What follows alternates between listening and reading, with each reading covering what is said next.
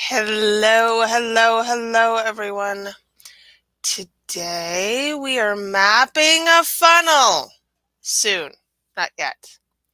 My victim is late, which is fine because I have I have named the thing. All right. So, if we are looking at the funnel from the buyer's perspective, and we are talking about it in copywriter language, we are talking about someone who is unaware, right? That's the top of the funnel. And we pull those people in with newsletter, social media marketing, with podcast, live video, with a variety of potential channels.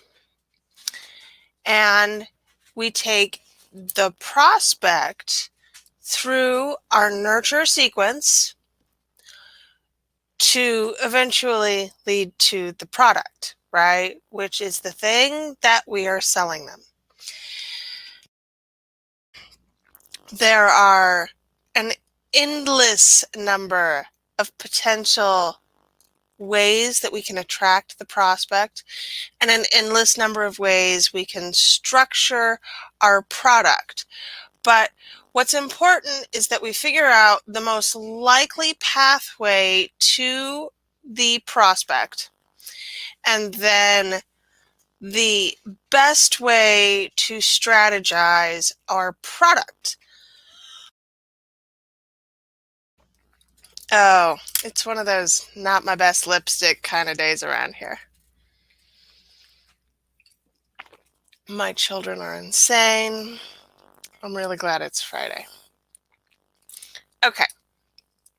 So let's talk about some potential ways we might generate our prospect and get them into our sales process. So obviously we have social media. We have the social way of marketing that is entirely attraction based through long form posts. Eleanor Strong is a master of this.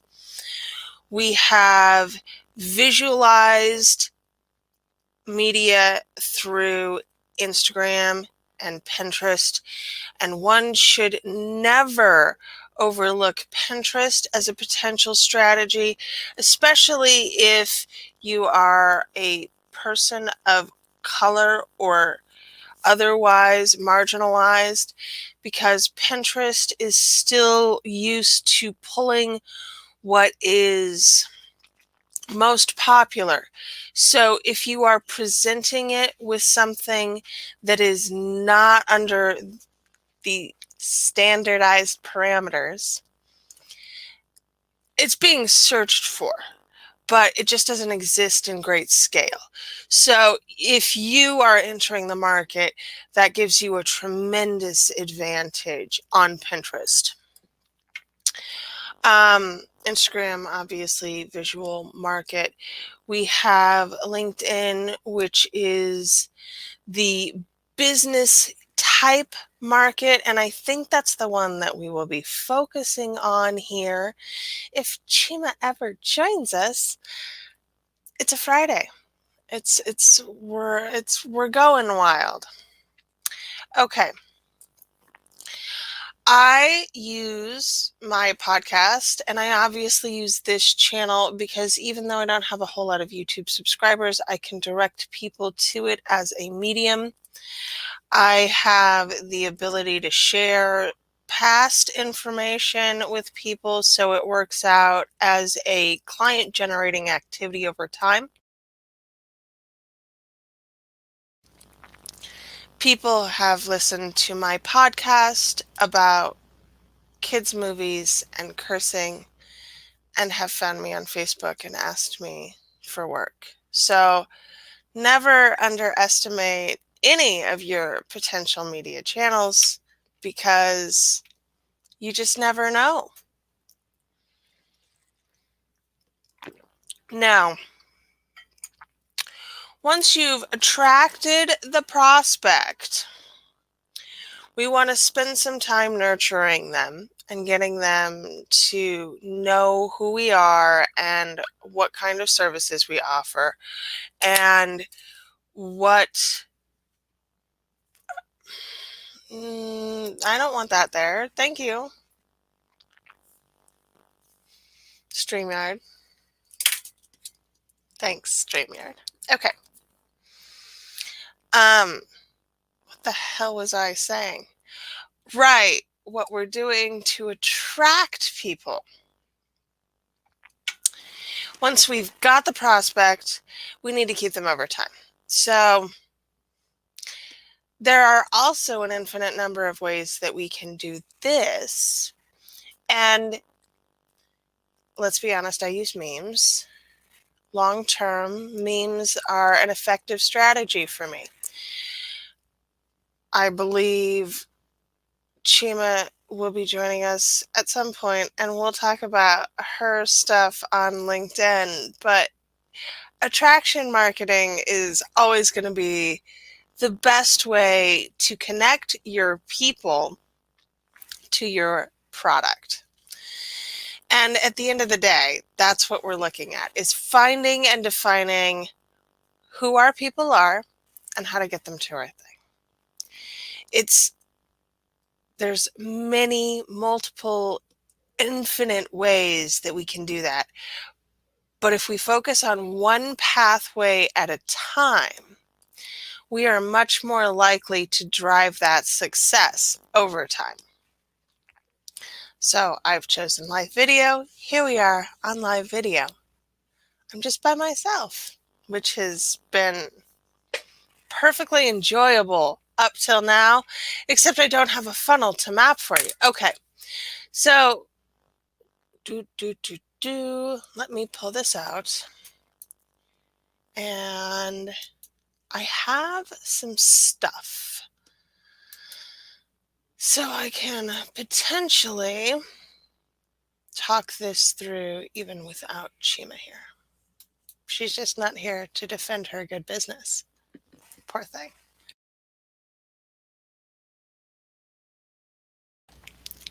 Okay.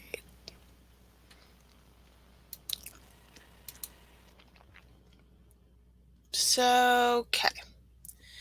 We discussed first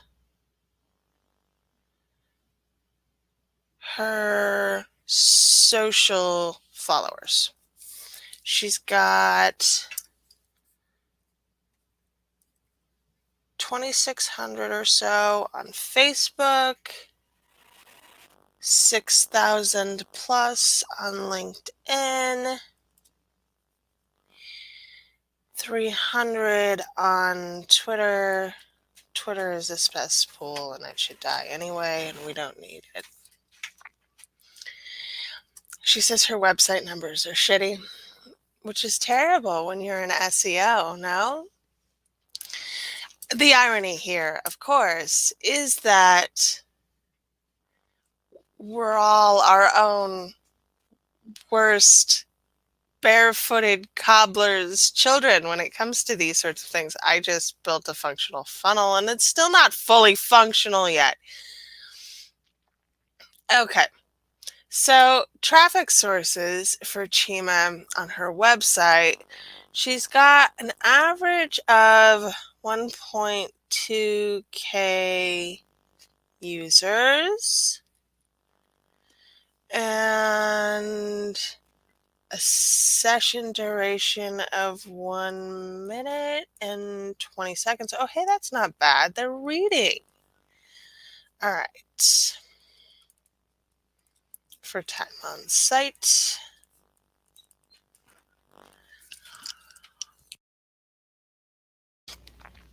Okay. And then we come. Hopefully she'll come soon, because I'm sure she's got other things. There are always other things. But I think that if I know Chima's process, anytime now, Chima, she gets most of her people from LinkedIn. And I have her price sheet, bless her heart. So she's got content rates per article for long form content. They're good. I like them. They're decent rates. For guides, per page, website copywriting services, ideal customer research, and then SEO content strategy, which is where she gets retainers, which would be, I imagine, where she would like to have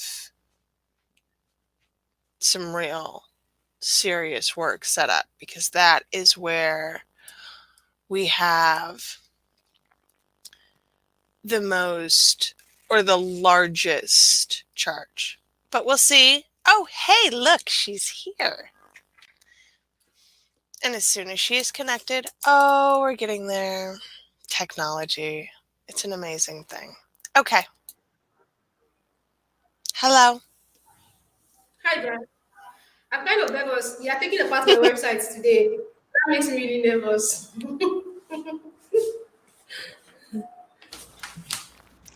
It's fine. So I'm so glad you could join me. And have you been watching by any chance? So I've been picking apart pieces. Okay. So I do want to know, what is the thing that you want to sell the most of? Is it retainers? Yeah, like ideally, I want to do is selling the topic clusters, building those clusters, and then turning that into long-term content strategy. So obviously, retainers starting out as one topic clusters. That's kind of like one content strategy, and then heading off into a retainer for long-term work. Mm-hmm. Mm-hmm. So how many clients roughly can you handle before you have to start outsourcing work? I think I only had to outsource work like maybe 2 times, and that was because there were bulk projects, like projects that had like a lot of content inside, so I had to outsource. But usually, I try not to take on more than what I can handle on my own. Okay, good for you. So yeah, how many? What's your cap here? Yeah, like I think four, four, four. Okay. Yeah. And where are they coming from? LinkedIn? Yes, right now, LinkedIn and people who are reading my blog, like the client I just signed today. I don't know how, but she happened upon my blog, liked what she read, and that was it. But most of the clients I sign are through LinkedIn, like let's say 90% LinkedIn, 5% Facebook, and 5% from organic traffic. Yay. And how's it going? Yeah, really good, really good. But I try to concentrate more on LinkedIn because that is where like I get a ton of leads from. So almost everything I do is on LinkedIn, and then the website is kind of like a portfolio. So I'm not really taking it serious, but LinkedIn, that is where my action is, and it's been going really good, really really good. So then, yes, for you, honestly, if I had to suggest something that besides your website, and you know what you can do on your own website, right? I know. Like there's just so many things I could do on my website to even make it better, like to combat better. But I don't know. I just don't feel that push to go and do it. I don't know why. I don't know why. So, because working on our own stuff it feels hard. It feels Yes, hard because, well, for one thing, it's not a billable hour. exactly. And so there is this reluctance to work on your own stuff when you could be doing client work. And if Mm-hmm. there's time, then it's why don't I have clients to be doing client work in this Exactly. Why space don't I and have time to time? bring up that time? Exactly. Exactly. So I have all this. I have a list of topic clusters I'm supposed to be building. I have a list of things I'm supposed to be doing on design side, on graphic side. A lot of stuff I'm supposed to be doing, landing pages, all that. They're all somewhere, but doing it, there's just no motivation, honestly. So here's a wild thought. How about you outsource that? Yeah, maybe one day. But I feel like I want to hit a kind of target income, do it month to month regularly, then I can now really face my website and outsource all of that, everything that has to do with improving the website. But until I hit that target income that I'm looking for, then it's not going to feel worth it to me. Okay. Then it's a matter of getting more people in so that you can have that extra income. Yes, exactly. Exactly. What's your average reach out rate on LinkedIn right now? Usually I don't even reach out on LinkedIn. I was doing that last year and I don't know, it just No, no, always no, no, felt no, no, no. People like, reaching out to you. What's your average rate oh, of people reaching out to you on LinkedIn? hmm, let's say I've never really thought about it, but let's say maybe um 3 people a week. Depends. Like if I just publish a content, then I have a ton of people who have just read that content who are asking me about that specific thing I posted about. Then if I'm just publishing content on LinkedIn, then let's say on an average, maybe 3 people a week. At the most, 10 to 15 people a month reaching out to ask about what I do. And then people who actually convert 1 to 2. Okay. I feel like that's a decent conversion rate, honestly.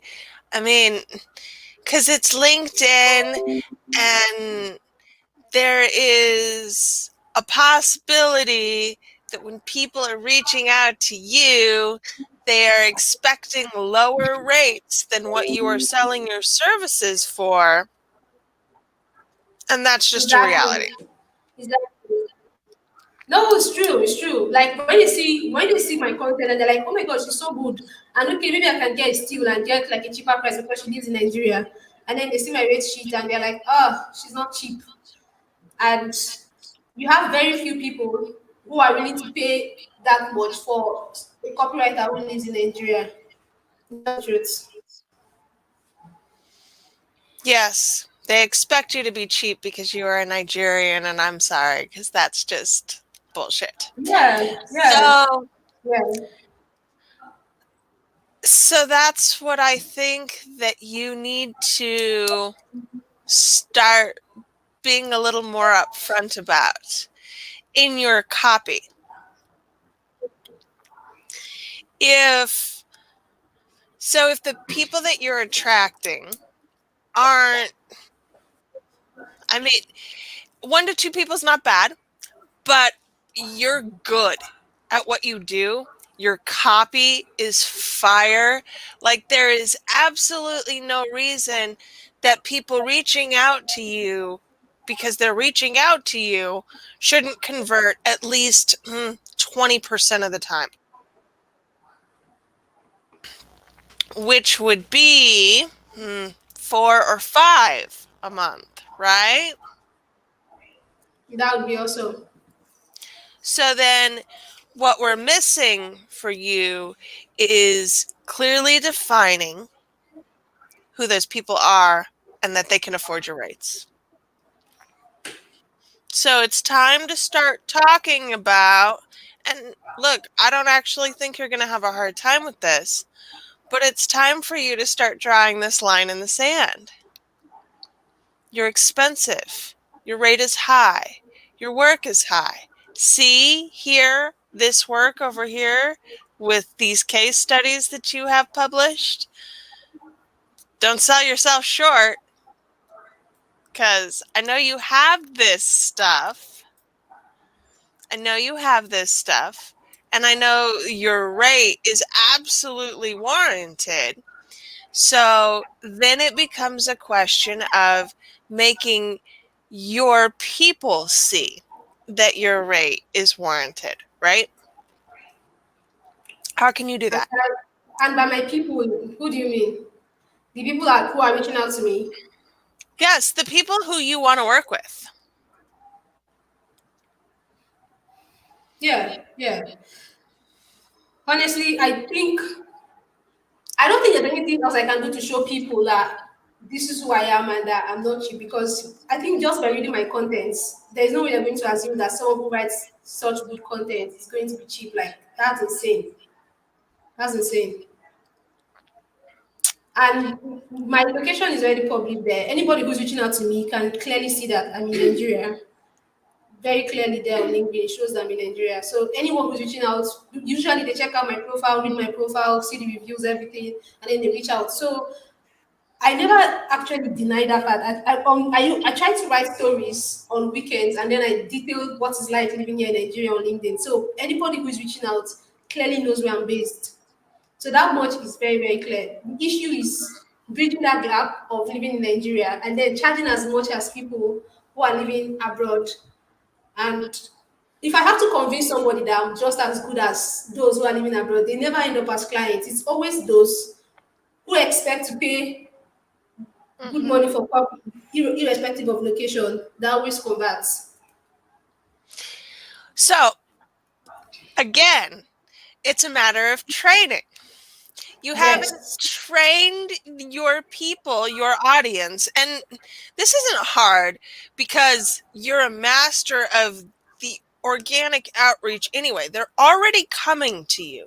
So this now just becomes a matter of once or twice a week, you write a post about why your rates aren't low just because you're Nigerian. Thank you very much. Okay. I think I understand what you're saying. So you're asking me to make content at least once a week. What's the word I'm looking for? Stating clearly that I'm not cheap, and Yes. then explaining I'm not cheap. Yes. Hmm. Something to think about. I don't always feel comfortable talking about money on social media. You don't have to talk about how much you charge. You don't have to talk about how you're swimming in pools of money. You can talk about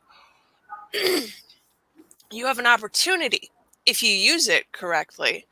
Why should anyone pay less for someone in Nigeria just because you're in Nigeria? Why what reasonable standard are we talking about on any level in any country if we're saying that you're worth less because you don't live where I live?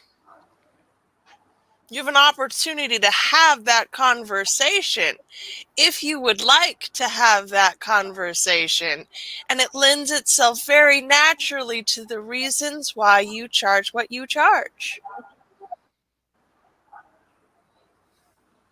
True. Something to think about again. I'm not saying I'm going to do it, but something to think about. You don't have to do it. But I think that if you train your audience to believe that your rates are going to be higher than they expect them to be in whatever way that happens, in whatever way you decide to make it clear that your rates are your rates and man, their budget is their budget, but your rates are your rates, and you charge what you charge, and you're not going to apologize for your rates. And if they're coming and knocking on your metaphorical door or inbox, they should at least have the good grace to not expect bargain dollar pricing because you live in Africa, because that's not acceptable in any way, shape, or form. Agreed. So it's a matter of framing it on your end. Hmm. And Yeah. you're willing to hit a lot of issues. I read your posts.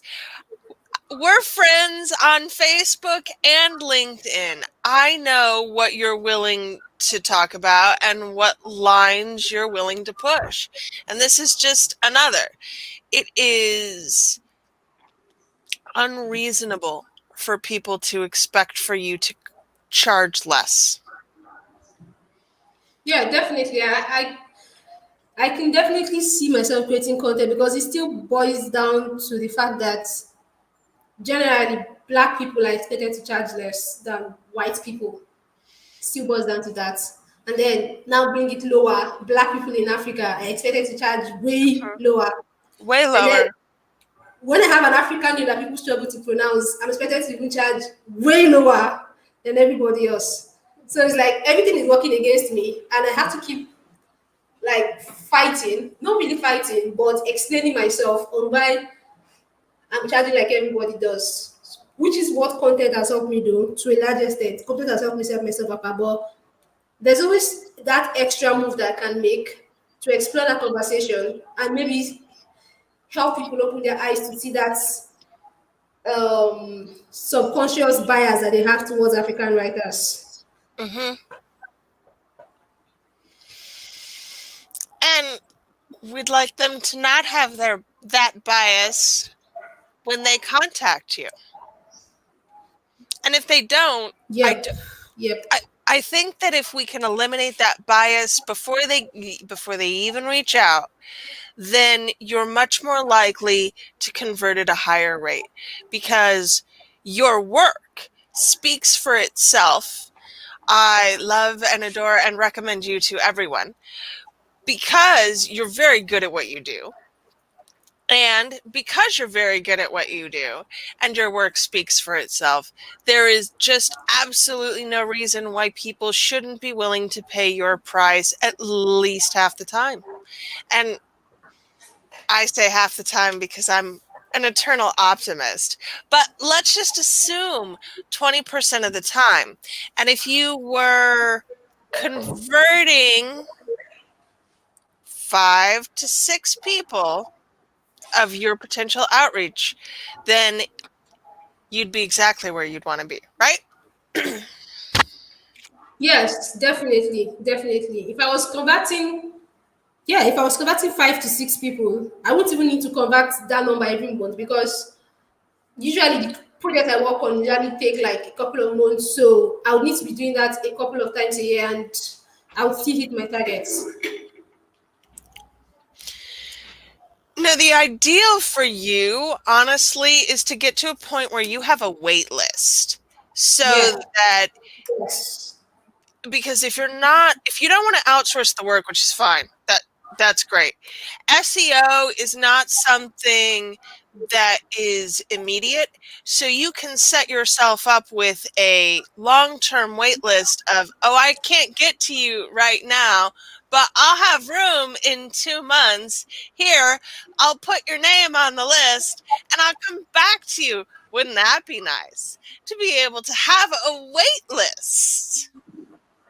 Definitely. That's like the dream of every copywriter to have Mhm. that wait list of clients because that gives you leverage to charge more because Right. you know you have that base of income and then you can tell someone, oh, I'm charging double my price and they can either stay or go. So that's how you keep hitting those income goals. And I'm very aware of that, super aware of that. So ideally, if everything is going the way I'm planning, I should be there in 6 months. Hmm. But who's to say I can't even reach that before 6 months time, right? No, I really, honestly, your numbers are good. And I know you don't feel like your numbers are good, but relatively, No, like I know the bounce rate, the average bounce rate for content sites is around 70%, and my bounce rate is like 79, and that just makes me angry. Like, but I understand I'm not really focused on that because every time I publish new content, I have people who are reaching out and making inquiries and converting based on that content. So I'm focused on that 11% of people who are reading the mhm. content to the end and reaching out to book calls and sending emails. So that's what that really matters. And your site time is good. At a minute and 20 seconds, people are actually reading. So even if your bounce rate is high, I personally think your on-site metric is more important at this stage for you, because what we care about is that they're reading, because readers reach out, right? Yeah, yeah. And what I've noticed is that when people read my blog content, they're not asking for portfolio samples. They just reach out just to see my face and they just sign up. Like shortest course with people who read my content to the end. It's more like, oh, okay, I wanted to just see what you look like, make sure you're a real person and all of that, and it's just done. So those who are reading those long form contents, they are ready to go. There's no barrier already. They are convinced of my skills. Everything is good for them in their mind. Let's do this. Then yeah, then as far as I can see, the only thing missing is that they're not properly trained on your price. And you could, I mean, are your prices listed on your website, or No, no, do you I just that's I have have two different versions. Yeah, I have a price. The rate sheet I sent you was the rate sheet I use for small businesses. I also have a different rate sheet for a different set of client that is way higher than that. So just to make sure I'm not giving everybody the same price, I have two different rate sheets, one for everybody and one for a different group of people. So I don't publish it on my website for that reason. then yeah, it's a matter of training, and it's a matter of doing that in your social media feed, because people who reach out to you are, at least I'd say, 70% of the time coming to get to know you from social media, which is what organic is Yeah, for. So you just got to get them yeah. to understand you're expensive. You're expensive and you're worth it, baby.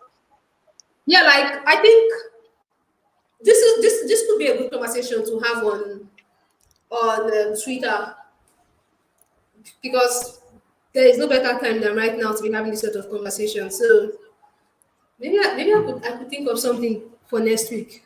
Could definitely go well for next week. Thanks for the idea, Brad. You're welcome, my darling. All right.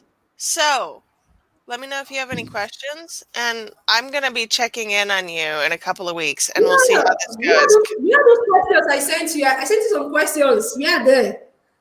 All right, all right, In the all right. email. Fine, fine, fine, fine, fine. We have Hey, questions. I'll do where are it. those questions? Let's. I know I typed them off. It should be in the invites or something. Wait. Let me pull up my phone and check the invites. Hold on, because I know I added like a couple of questions in there. Hmm. Let's see if I can find them. Okay, that. You have a lot of questions. We could go off this list for weeks, days. What the heck? Uh I thought you had them. Like I thought you had those questions that I sent. We had the questions, but I'm asking you. We had the questions. Yes, you have questions. Okay, okay. Pick one. Pick a question, Yeah, since we I had them. picked I on can't find. you. I can't find them on my phone. So you have to like run them to me. What was the questions I asked you? I know I asked you a couple of questions. Well, you wanted to know if funnels really work. You wanted to know, how do you find clients?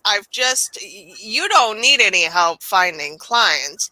You just need Okay. help training your clients. How do you Mm-hmm. balance children and working from home? Noise canceling headphones. That's how we balance children and working. Do I prep my meals? Yes, actually, or I order from a service because I am willing to spend extra money to not have to do some of the food prep myself, because good food is non-negotiable. Agreed. So, and if it's important, then yeah, prep it at home, because I know people who are like, no, I can't get a service to do what I need them to do. And I appreciate that. So if you can't get a service to do what you need them to do, then yes, we can prep and it's worth your time, and you just suck it up and do it so that you can eat when you're hungry instead of, well, in my case, eating the children. Um, Has SEO anything to do with funnels? Sure, it's just one of the many pathways to Yeah, prospects.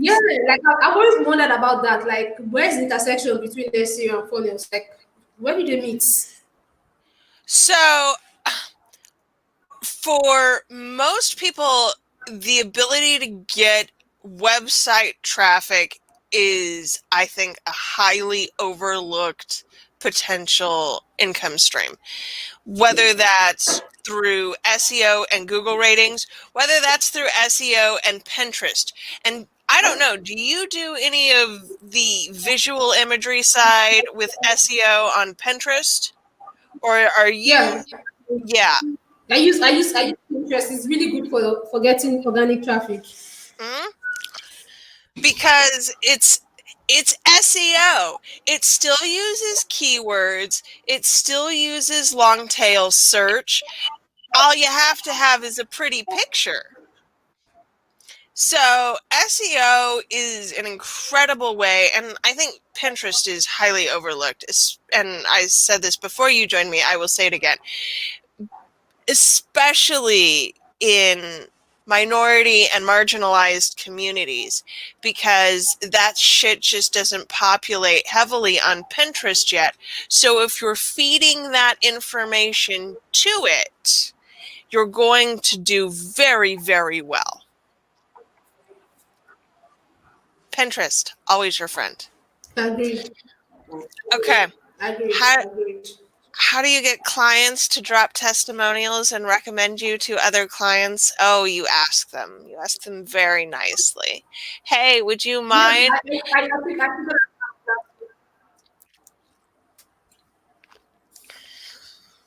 What questions should I ask during my onboarding process?